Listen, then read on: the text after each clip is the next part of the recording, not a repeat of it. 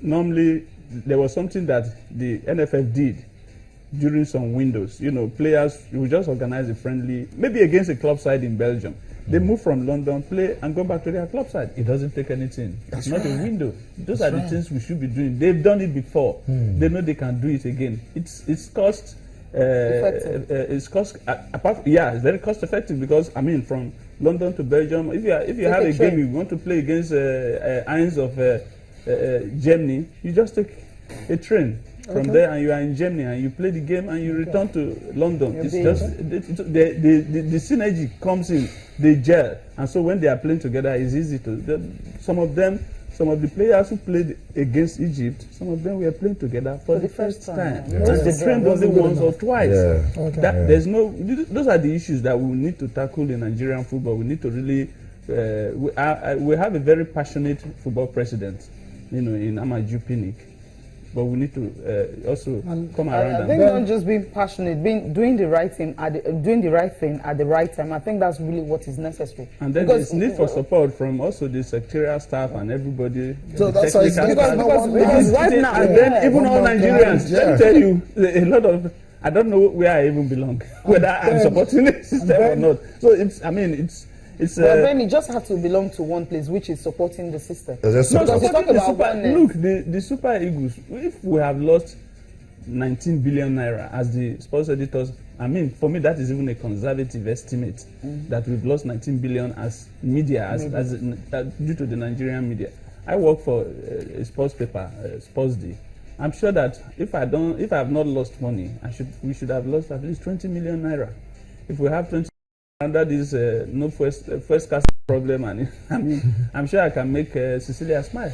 and the coaching situation has to be resolved as soon as possible as well. Absolutely. Right now, there's no. Absolutely. I don't know your take on that. For me, I think that now that there's a form of economic crunch in the country. I don't know whether it is just brought up or we don't have the dollars to pour out on a foreign coach. That is my personal opinion.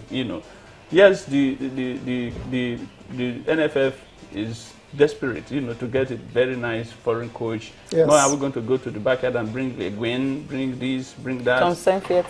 No. I think if we have players, ex-players who have done so well during their careers, some of them played for some of the biggest club sides in the world that still exist today. If you talk of the last coach, played for Juventus, played for this, played for that. He was, come back to Samson CSI, played for Nantes of France, played in I think Standard Liège in Belgium, played everywhere.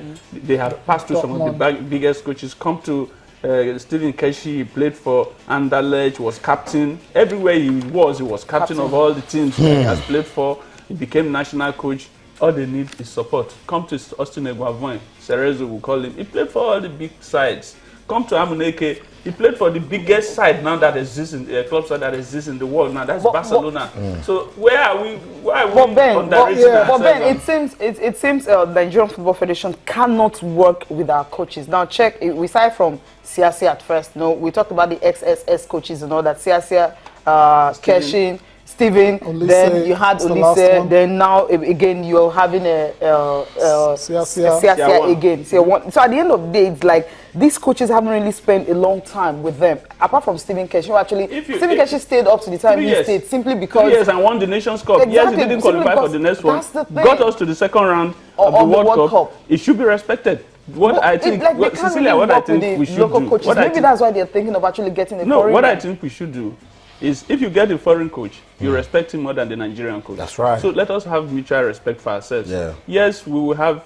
Can it really work out? Because we've seen a series of coaches. It can work out if we respect ourselves. And this whole thing. Will NFF want to actually bring themselves down and actually if you are having, for instance, coaches? How much is in the exchange market now? How much is 45,000 euros if you change that? It's a lot of money. No, that is the amount that is being proposed. That you pay the coach. It's a lot more than 5 million. You are paying the Nigerian coach 5 million. You are proposing 45,000 for a foreign coach. And when the Nigerian coach says he's bringing an assistant, he wants this, he wants that, you disrespect him. But when a foreign coach comes, It comes with his he crew. comes with his crew, and he comes with everybody. And then when he says, time for training, I need 2 buses, I need training balls, 20 or 50, I need kits, you give to the foreign coach. Yeah. When it is the Nigerian, it's disrespectful. Ben and guys, I think we need to... I think what the Nigeria Football Federation needs to do is they need to learn how to sustain a good working relationship. Because even with this foreign coach we're talking about, how did he work? How did he go with Lagerback? It's still the end well. There can be a better person now to do some of the things we are doing currently than Amaju, who has that pedigree. He watches football. He's a passionate Arsenal fan. He's been everywhere around the world, you know, in terms of football leadership. So if he cannot do it, so sad.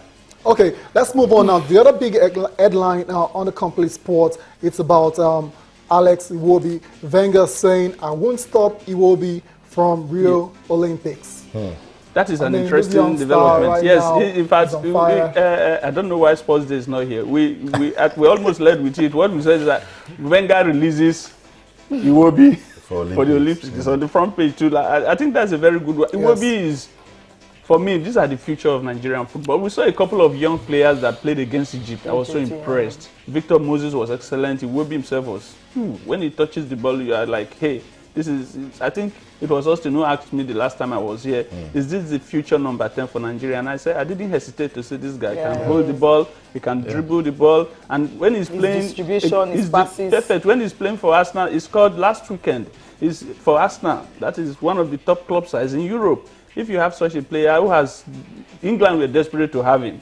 They couldn't. He decided for Nigeria, maybe because of Okocha. You know, Okocha may have put pressure on him and said, this is your country, come here and play. And the boy is doing so well. I think, thank you, Wenger, for releasing him for us, so that perhaps, you never can tell, this is Siasia's time. He has won the silver before. Yes.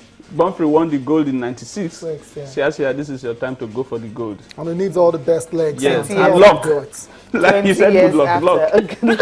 Okay, Sporting Sun is the next one. Of course, it's still all about Nigeria and, of course, some foreign headlines.